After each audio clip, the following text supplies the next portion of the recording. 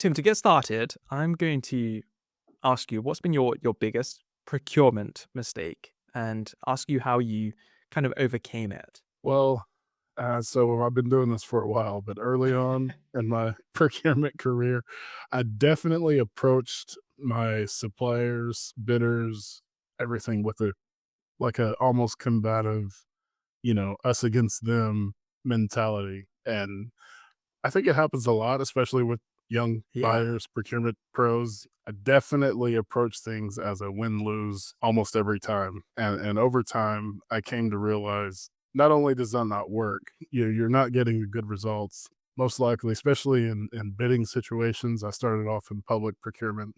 All I did was reduce my supplier pool. Yeah.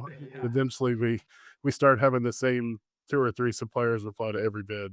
I was losing It's not what you want. exactly. Definitely not. Not in that world, especially. Yeah, absolutely. So I came around, over time. I started being more, as just an individual. If I meet somebody, I'm very friendly, very, what do we have in common? And so that's exactly, how I started working with my supplier. People bidding on contracts.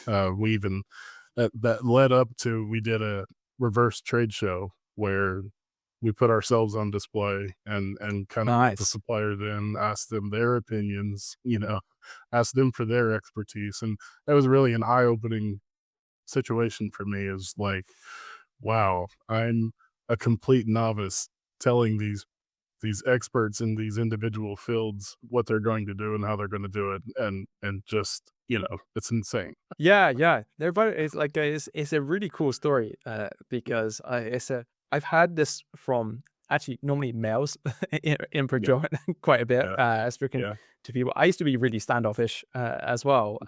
Pretty much with anyone, your colleagues, suppliers. It really yeah. really didn't matter. And no, it's super interesting because like we spoke about a month or so ago, and I just mentioned to you like you were super chill, just easy to talk to, and that's why I was like, oh, I need to get Tim on this. And yeah, I think it's a really good point that being like that, as in like being calm, being collaborative, just being like good vibes. I think unlocks way more doors than the former approach that is very familiar to me as well.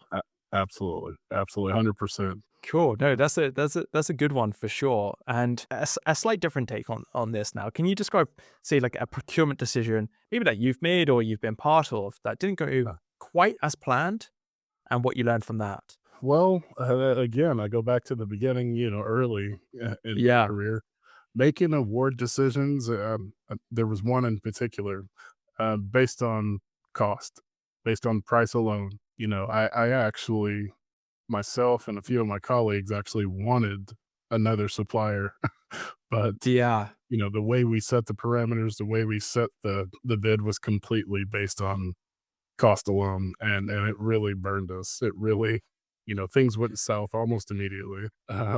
And so a few change orders later, we call it was a cancellation, termination, whatever you call it, and they ended up trying to go back to that second supplier anyway. But I say that very generically because it happened more than once.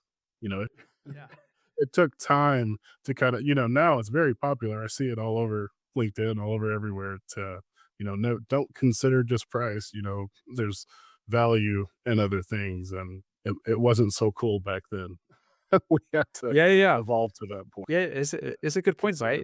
Yeah, the evolution point. I'm with you. Like you mentioned that you started off sort of public procurement. When I was in public procurement, 2015, I think I started off then, Uh, and price still made up a huge amount of, say, the criteria when we went out. They call it tender, right, in the public sector okay, quite a lot yeah, of time, yeah, but going out for requests for proposals or whatever, and I think, the norm was sort of 60 to 80%. And I had a very similar one where we awarded to a supplier and they kind of won it on cost. And, yeah, I wasn't the lead. I inherited this one. And as soon as it was given to me, I just did this gamification of it. And I was like, we're going to get one of these suppliers lowballed us here and here, and they're going to get all the score. And because they've done that, no matter what you do anywhere else, they'll win. yeah, And you best be ready for that because Right. this waiting, the way we've done it, isn't quite right. And it's just like looking at things like that and just trying to get a little bit smarter about it. But what didn't help me, Tim, was I was in my sort of standoffish phase there. So I was just like, you guys, you're idiots. Why have you done it like this? This is going to absolutely fail. Coming back to your first point. So I'm with you on that. That's a good one. And don't worry. I think it, like you said, it was less cool probably Yeah. at the start of your career to try and Yeah. be like, hey, should we focus on environmental factors or Right. something like Right. that? Yeah. Anything, that, what about actual delivery? What what are the chances they have, the infrastructure to pull off what they're promising Yeah. in their proposal? Yeah, really, really good point. Capacity to do the work, the infrastructure to do the work, all these things like really, really incredibly relevant Right. to consider as well. And Tim, in your opinion, what Mhm. is the most common mistake maybe that you see procurement professionals making today? Could be previous life, previous work, and kind of Yeah. how do they stop doing this? What strategies can they deploy to move away from that? So this is it's a very good question, first of all. But something I see still today, I see it everywhere. There's a lot of us as procurement professionals almost being too prescriptive in the process, in the requisition that someone in your company, in your agency, whatever it may be. I'm going to use a software engineer, for example. The software engineer has to make a requisition to get a certain, tool or whatever they're using. I think us as procurement professionals have to get to a point of where we stop trying to train the software engineer how to be a procurement professional. I think in hardly any other industry do you have to teach your job to someone else for them to get whatever it is they need. They're now For they're sure. digging through their instructions on, okay, how do I make a requisition? How do I ask for this thing? And then they finally get the order through, they finally get it approved months and months later, and then we're chasing the invoice. Then it has to get paid, and they have to go into the system and they have to do something, like a procurement professional would, right? And again, going back to your statement, going back to what I talked about earlier, being combative, it can be you get preachy. You get, how come people out in the company aren't doing what they're supposed to do? We have all Yeah. these rules and laws that are supposed to be followed, or our company policy says you're going to do this when you choose a supplier. That software engineer has a job, right? We want them to engineer software. That's what they're here for. We don't have hours and hours for them to fumble through making procurement decisions. And like I said, that's our job. Yeah, I'm absolutely. teaching other people to do my job. So you did a video recently, or I saw it recently. You may have done it longer ago on digital workflows. Uh, Oh yeah, that is a recent uh, one. we have to get out of manual process. We have to get out of making people who aren't procurement professionals do a ton of procurement to get their stuff. And I'm passionate about it because it drives me crazy. Because I'm with you. um, like I said, finance accountants don't go out and teach people how to do accounting, right? That they do their accounting, and we all have our budgets, we all have our responsibilities, and like I said, it's crazy that in procurement, most of our job is teaching other people how to do our job. No one else does that except us Yeah. for some reason. So uh, Yeah. I'm all about AI, all about digital. Let's advance this entire industry to kind of take the weight off the shoulders of people who shouldn't have this responsibility in the first place. And it's frustrating to us as well, right? Because we're doing a lot of cleanup, we're doing a lot of running behind to fix it. We're trying to get compliant before the audit is done, and Yeah. The mad rush at the end. right, right. And I Yeah. think the answer is definitely, whether it's software, process, procedures, we gotta speed things up by doing it right in the first place, as opposed to, usually that compliance piece and that speed piece conflict with one another. And I'm a huge proponent of, if we do it in a compliant way, then we don't have to chase it. Yeah, I'm with you, and just coming back to the digital piece. If you do things digitally, you're effectively building your audit trail for your auditors every time, and Absolutely. typically a very quick export or inviting your auditors into your system of choice with maybe some uh, lockdown access, so they don't go snooping too far, is actually a really good way. And yeah, I hear a lot of people sort of put the procurement policy on a pedestal to be like, "Hey, we've got this. We built this policy," and I'm always thinking like, "So what? So what? Who outside of procurement is going to read that? No one is. No one cares. Like your software engineer point is Yeah. the perfect point. They're paid a lot of money to do a very specific job. Right. If all they really need is one way to raise a request, and that request gets taken care of, Right. and they are guided through that process effortlessly. Yeah. That's all they need. They don't need to go away and read. If it's £5,000, they do this. If it's over 10,000, they do this. If it's software, they need to involve these people.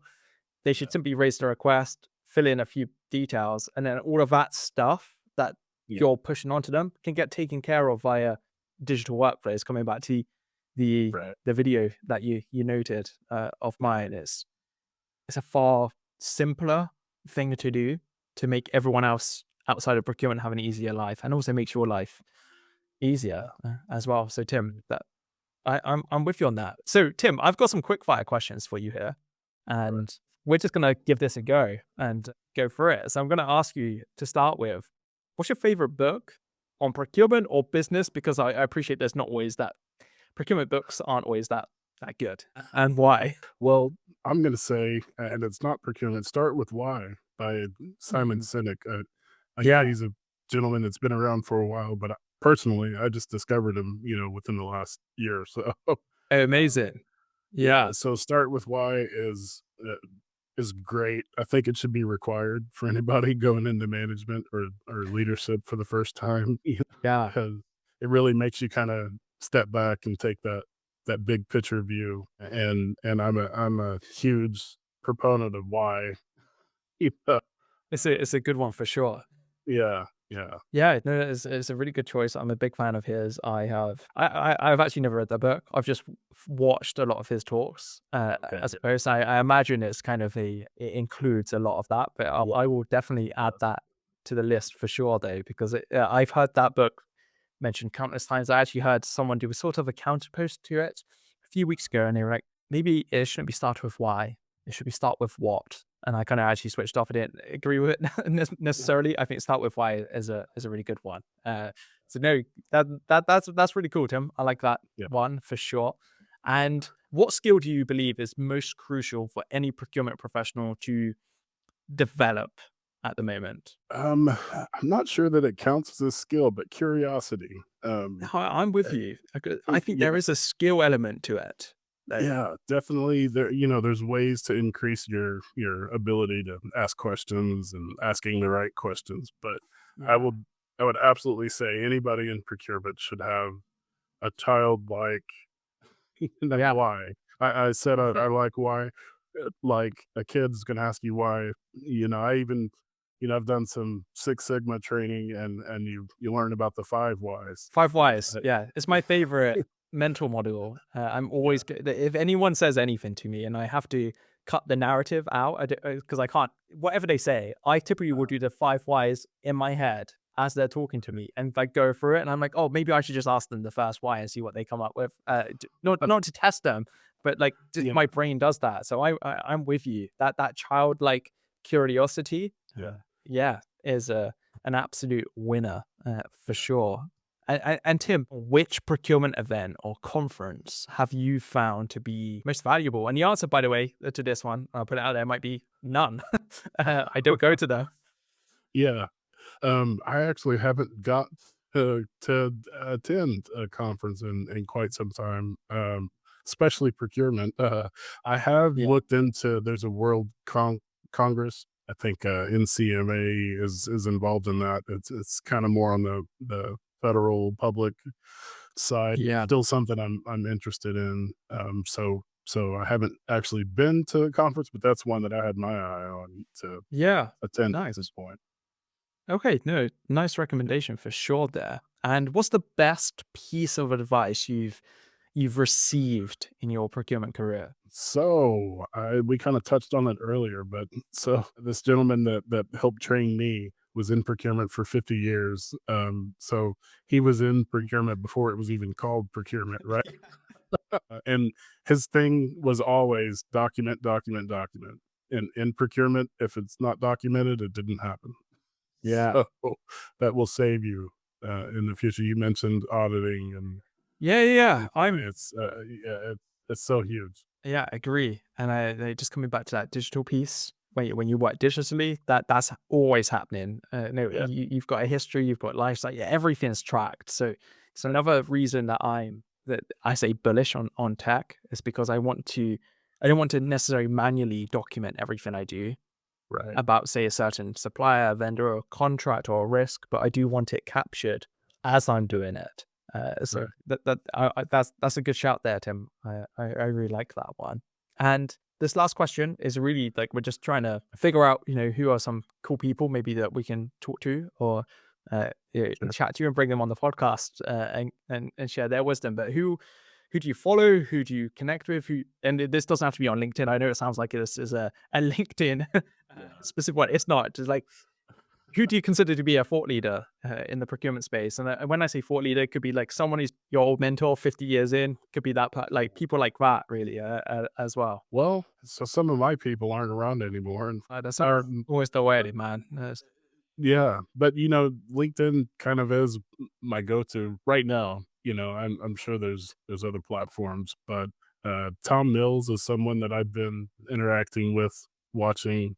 Um, Yeah, as I said, if I had had people like that back in the beginning of my career, I feel like I would have been, unstoppable. So, uh, yeah, if I'm ever in management again, or have buyers under me, that's the type of people, Tom, yourself. There's people that I would point my people to say, you know what, why don't you go watch some of these videos and kind of, start to get a grasp of what this yeah, procurement for thing sure. is.